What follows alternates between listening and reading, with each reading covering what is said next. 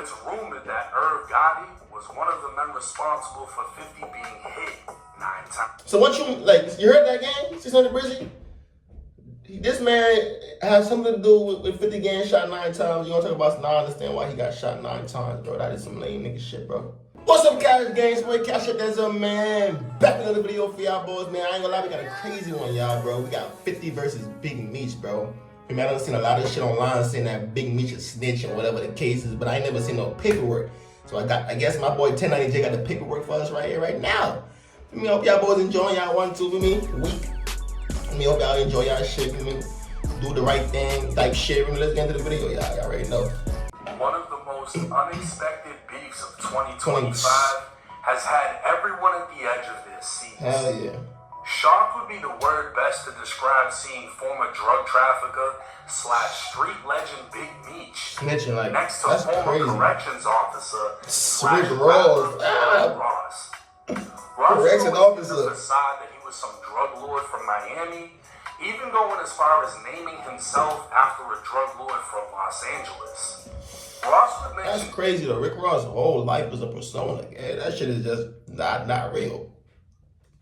Meech on his 2010 album Teflon Dawn, the very nickname of none other than John Gotti. Right. Within the song BMF, Ross would rap, "I think I'm Big Meech, Larry Hoover." Ross would be boldly comparing himself to Meech, who we all know ran BMF. What you have with the correction officer? A drug trafficking, money laundering organization founded in 1985 in southwest Detroit, prosecutors allege BMF made over $270 million over the course of its operation. A Los Angeles drug source with direct ties to Mexican cartels would be the entryway in which BMF established direct routes to Atlanta, where they flooded the southern states with kilos of cocaine. But this wasn't the only person Rick Ross felt he was like. He'd also name another street legend, Larry Hoover. Hoover is being held responsible for founding the gangster. I don't think Hoover coming out though. I don't think he coming out. Chicago, way back in the late 60s. A gang that's very much still active today, having spread to the East Coast and throughout the southern states. Larry Hoover is currently imprisoned at ADX Florence, the federal supermax prison home to terrorists, gangsters, and other major drug lords such as El Chapo. Right. Hoover is currently serving 6 life sentences. 6? While 6 life sentences? What? Damn, boy, your ass ain't never coming home. 6 life sentences, boy. Meech was just released from federal prison in October of 2000. 6 of them boys? Back in 2008, Meech was sentenced to 30 years. And in 2024, Meech would have his sentence reduced to 20 years. A judge would then grant a 32-month reduction off of the 20-year sentence. Serving over 16 years straight in federal prison, Big Meech would finally be released. What the fuck Rick Ross has in common with either of these men is unknown, as the only drugs he sold was in songs, and the only prison Ross was in was the South Florida receptionist as a correction officer when he worked there. But even then, whether Meech wanted a link with Ross because of the 14-year-old song, or Ross had some money for Meech so Ross could continue. Man, that man did that shit because he beefing with 50, man.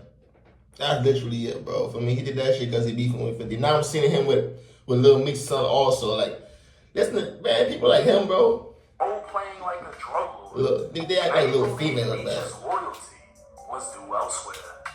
What's up, everybody? It's 1090J.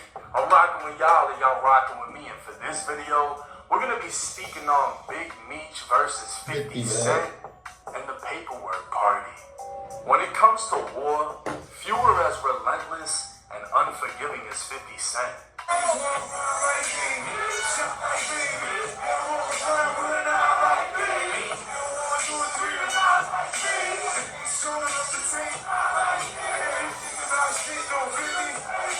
And if you need a reminder, 50 just went viral again for dissing Irv Gotti after Irv was declared brain dead from a second stroke. Damn. 50 would fire the internet up with a post saying, "I'm smoking on that Gotti pack." Nah, God bless him, LOL. The beef between the two dates back to the 90s, And even Chicago rapper 600 Breezy would leave a comment saying, every day he shows us why they hit him 9 times. Bro, what? Bro, mind your business, bro. You always in some type of drama that got nothing to do with you, gang. It's like your career, it's like your life and your career don't got no meaning, no value to it. So you just want to pick on every little beef you see to have your name buzzing in some type of shit, gang. Like, bro, go sit down. Focus on yourself. This nigga 50 up 10 times in you, gang. And you worry about him and he typing online, gang. Come on. Well, it's rumored that Irv Gotti was one of the men responsible for 50 being hit 9 times. So what you heard that, gang? 600 Breezy? This man has something to do with 50 getting shot 9 times. You want to talk about, now I understand why he got shot 9 times, bro. That is some lame nigga shit, bro. Mind your business. 50 has had a notoriously long career of not giving a fuck, and in this case, things have seemingly become personal because 50 gave a fuck. For those that don't remember, Big Meech's son, Lil Meech, was known for years as nothing more than his father's son. That's it. But he'd break into stardom when 50 pushed him into the direction of a lead role for a show. Right. Based on BMF, Lil Meech would be playing his own father, and 50 would be the executive producer behind the scenes. With no experience, Lil Meech would state in an interview 50 invested in him early on, going as far as paying for his acting classes so he could secure the role in the show as his father. Becoming a success, Lil Meech would find himself in a new light and out of his father's shadow as he thrived in his acting role. Right. With Big Meech being released, the father-son duo would finally be reunited, and everyone expected big things for the future. Hell yeah. What nobody expected was Big Meech and Rick Ross. A welcome back legacy concert would be posted on Meech's Instagram with a long list of major artists set to perform in Broward County, Florida. Right. It wasn't the fact that Ross was performing, it was that they took pictures and videos together. Immediately, the internet knew 50 was gonna react, and he... Man, I heard the boys done shut that shit down like a couple of minutes before the artist was supposed to perform. I heard the boys shut that shit down. If y'all don't know what the boys are, the police. Y'all should know the damn boys. Yeah, they shut that shit down though, bro. For me ain't make no money for that mug. Man. Disappointing. 50 would post a picture of a rat saying, I think I'm Big Meech. Now, many were initially confused as to who he was dissing. Who else but could he it be seems dissing? more likely that 50 was dissing Rick Ross as he was quoting Ross's own song. But then again, the caption would read, his biggest mistake he ever made was not sustaining his relationship with Tammy Cohen's. Her tell-all documentary reveals the truth. Right. Tammy Cohen's was once a business partner and close friend of Big Meech, but according to federal paperwork, became a federal informant. That's wild. Ross would clap back at 50 with a post of his own, and of course he'd promote his CASHOUT, which is believed to be the reason he linked with Meech in the first place. See, Ross isn't dumb. Meech being in prison for the last 17 years is a decent excuse, while Ross knew exactly what he was doing. Ross wanted to link with Meech, knowing the controversy would start up, so he could then promote his upcoming CASHOUT. Sure. But the effect in doing so would leave Meech in a worse position than what he came home to. Crazy. 50 would start dropping bombs, even posting texts from Lil Meech that read, they just told me you unfollowed me off Instagram, and now you're managing Skillet Baby with Rocket, when I brought him around you first when you didn't have a clue who he was. Now you're mad at me when I would take the shirt off my back for you. I can't believe this, man. You act as if I'm your enemy. I've only showed you love and loyalty. I'm human. I go through my own shit, but I never switched up on you. Fuck Ross. But he gave my dad some bread so he could afford to pay his bills until our next season starts. That's wild, This bro. internet shit is throwing me off, man. You know me in real life. 50 would reply with, what next season? 50 would make it clear that Big Meech... No way, 50, god damn, 50. Niggas said, what next season? Niggas said, you done for my boy. That's it. BMS season 4 is over. Damn. Niggas said, what next season? Choice wouldn't affect just him, but also his son and the existence of the BMF show. After all, And y'all know that Lil Meech not no like big for me actor yet. For me, like he could barely act. For me, like for me, he the only one really on that show that for me needed a little more practice for me, and that's understandable because he just started. For me, he was never an actor. So I mean, 50 got him into acting and shit, but he not really gonna do nothing really, bro. Because like I said, he was not the best actor on the show, so nobody not gonna really look to work with him. None of that, bro. could 50 continue a show based on a rat? While the Black Mafia family was pushing kilos of cocaine, BMF Entertainment was a music business used as a front to launder money. Right. The label would promote several hip-hop artists, but Blue Da Vinci would be the only artist actually signed to BMF. Roughly 150 BMF members would be indicted, but Blue would be free for more than a year before finding himself taken down by the feds. Damn. The BMF rapper was accused of doing nothing more than loading and unloading cocaine from vehicles and counting money from stash houses in Atlanta. Blue would eventually be sentenced to 5 years and 4 months in federal prison, followed by 5 years of supervised release. Damn. In recent years, BMF members would accuse Blue Da Vinci of having snitched in the case. One of those men will be none other than Dexter Sosa Hussey.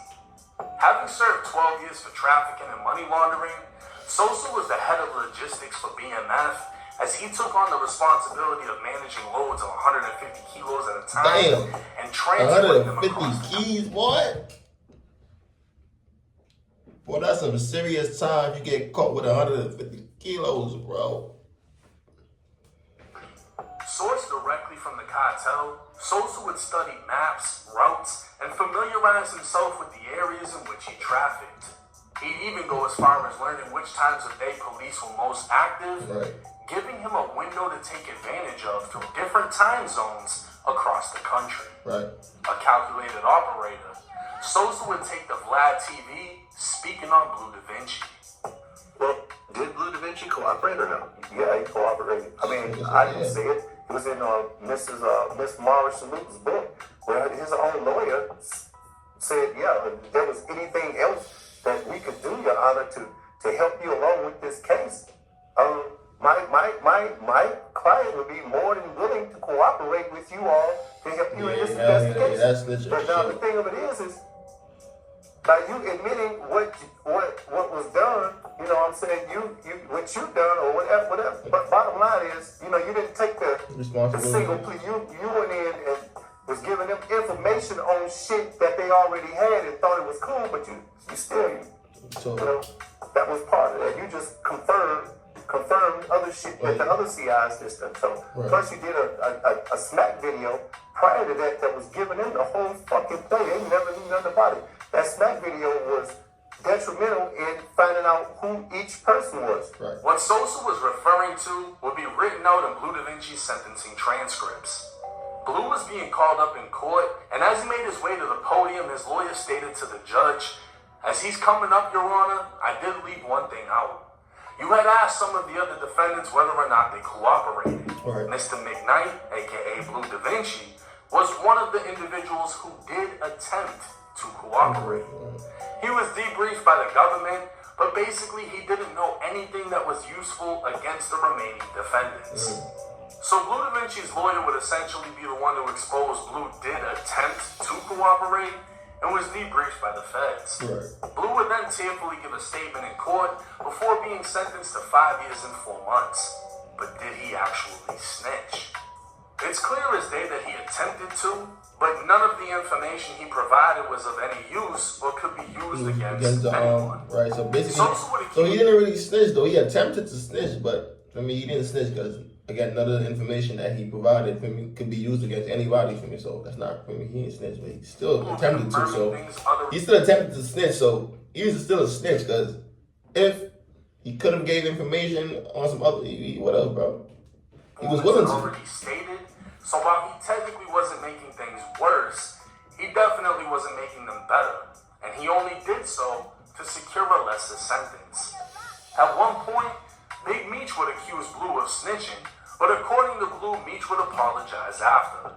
And in the end, Blue would get the final laugh as his name remains stained. But it would be Blue that dropped the paperwork on Big Meech. Mm. Blue would do an interview with Cam Capone back in 2023, providing the paperwork exposing Tammy Cohen's. Tammy was Big Meech's assistant. With Meech already taken down by the feds, Tammy would seemingly prove her loyalty by remaining in contact with Meech through calls and letters. With years in prison ahead of him, Meech would make a risky business move by signing over his life rights to Tammy. What? This now meant Tammy owned the life story of Big Meech right, and could turn it into millions. But this wasn't the only business move Meech made. While in jail, Meech met a cartel member by the name of Fidel Suarez. Suarez owned and operated a trucking company in California and had been investigated/arrested without conviction for drug trafficking in 2005 and 2009. Meech would use Tammy to connect Suarez with a lifelong friend named Dion Gatling, who's more commonly known as the St. Louis drug lord Cuffy.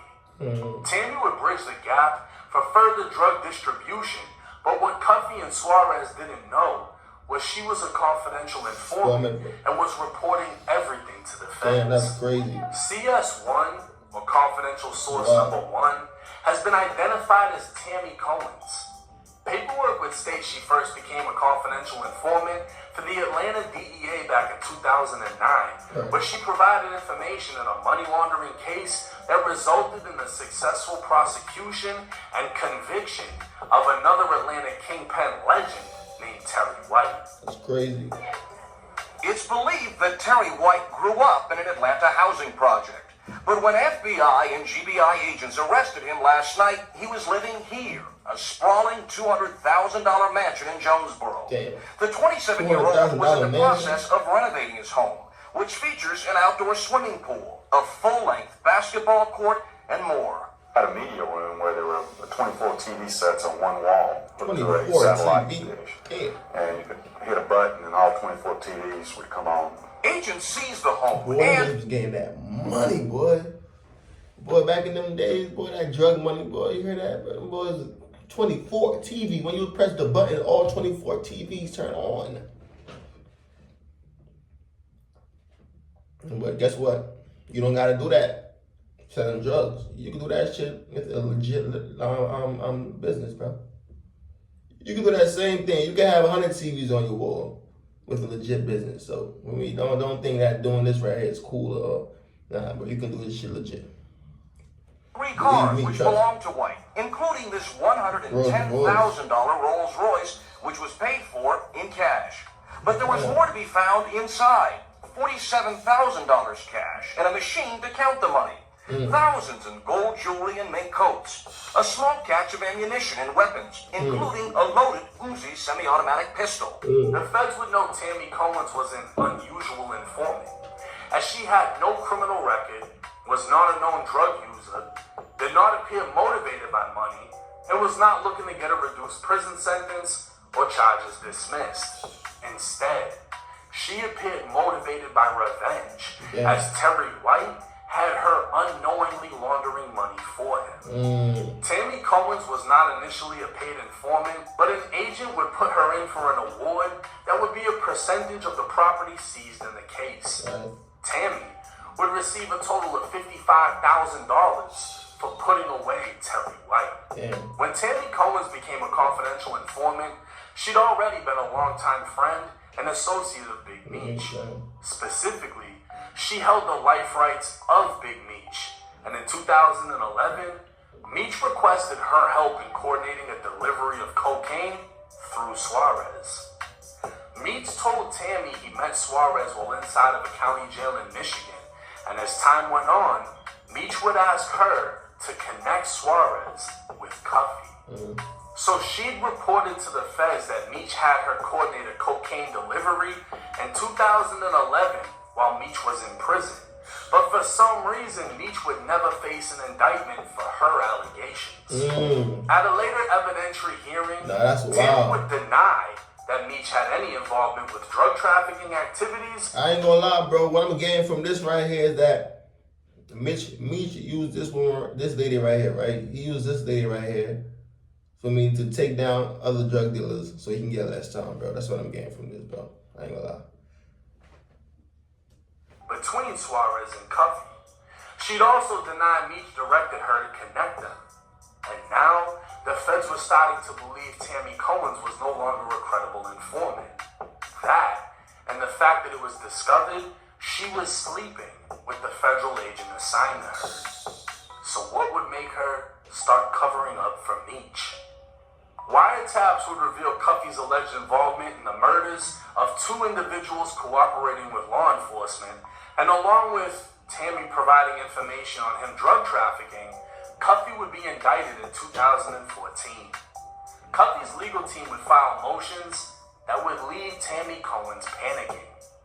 At this time, nobody knew she was an informant, and Tammy saw information within Cuffy's motion that she believed would allow people close to the case to identify her. The DEA agent controlling her would testify in court that she expressed concern over the motions and that she panicked and took several measures to try to protect herself. Apparently, Tammy drove several hours to Louisiana in an attempt to visit Big Meech in federal prison to explain her position and try to deflect any accusations. So essentially, she was seeking Meech's advice on how to handle being exposed as a confidential informant. It's believed she wasn't able to visit him, but when she did speak with him, Big Meech told Tammy he didn't want his name caught up in this mess. Nothing is said about Meech being shocked, surprised, or angry, and finding out his assistant, who he trusted with his life rights, was now working with the feds. He just didn't want his name being brought up, showing that he knew. To further protect herself and Meech, Tammy would state the wiretaps contained false information. She was now saying that Meech never connected Suarez to Cuffy, and that the DEA agent Tammy was having sex with was jealous of her relationship with Meech and was trying to frame him. The feds would quickly realize Tammy was no longer credible, and due to the fear of being exposed, she was now attempting to distance Big Meech from Suarez and Cuffy. In 2019, at the age of 53, Cuffy would be sentenced to 27 years in prison for drug trafficking and use of firearms in furtherance of drug trafficking, resulting in death. Fast forward to 2024, Cam Capone would have Blue Da Vinci back on, but this time, Blue had none other than Cuffy on the line so he could speak out for himself from prison. But I'm in here with a 27-year sentence based on Demetrius Flannery, as you all know as Big Meech, and Tammy Collins, known in the paperwork as CS1. So what Big Meech did was call a third-party cooperation. So Tammy Collins signed up to be a DEA informant to give Demetrius Flannery a time cut, plain and simple. Cuffy would start off strong, saying he's doing 27 years because of Meech, and claim Meech did what's called a third-party cooperation. Cuffy would claim Tammy Cohen's, who was already a DEA informant, cooperated against him for Big Meech's benefit. This would be backed by the paperwork that stated back in 2011, Tammy was tasked with targeting Hispanics involved in drug trafficking. She'd be spared from having to testify as they'd be sent back to Mexico. When asked if she gets something big, the DEA agent would interrupt her saying, "You'll get a lot of money." But instead, she asked to get Big Meech a time cut, to which the DEA agent said, "We can work on that." Cuffy discovered this through a Frank's hearing, in which his legal team was able to cross-examine his accusers, including government agents and informants. Tammy would be present to testify, and these transcripts are of what she said. Fidel Suarez was Hispanic, clearly pushing drugs through his trucking operation. Cuffy wanted drugs, Meech connected them through Tammy, and Tammy sat back and watched it all unfold. But Meech would never receive the time cut because it was discovered Tammy was having sex with the DEA agent responsible for her. So in the end, Tammy's cooperation did not benefit Meech, but because of it, Cuffy's phone was wiretapped, and he was taken down as a result of them finding evidence and sentenced to 27 years. Now this is where you as a viewer have to decide as to what you believe. Tammy received the life rights to Big Meech after he was taken down by the feds. Tammy then became a DEA informant, which even the feds questioned as she didn't want or need money, wasn't a drug addict, and wasn't facing criminal charges. So what was her motive? Tammy was told she'd be targeting Hispanics and asked in return for her cooperation that Big Meech would receive a lesser sentence. She was cooperating, being paid to do so, but also doing so for Meech to benefit. When accidentally exposed as an informant through court filings mentioning her name, she panicked, running to Meech, who was in prison. Meech told her he wanted his name to stay out of it, and at that time, she recanted all statements regarding Meech, saying he had nothing to do with bringing Suarez and Cuffy together. Tammy was then exposed for having sex with a DEA agent, ruining any chances of helping Meech, and Cuffy goes down because of the wiretap brought on by Tammy. So why wouldn't Cuffy believe Meech was behind it? Tammy didn't make a move Meech didn't tell her to make. She was his assistant, and trusted enough that he signed over his life rights. She only began cooperating after Meech was taken down and continued to visit him for years in prison. They remained in contact long after she informed him she was exposed as an informant, and she even went on to become a co-producer for BMF, the TV series, along with executive producer 50 Cent.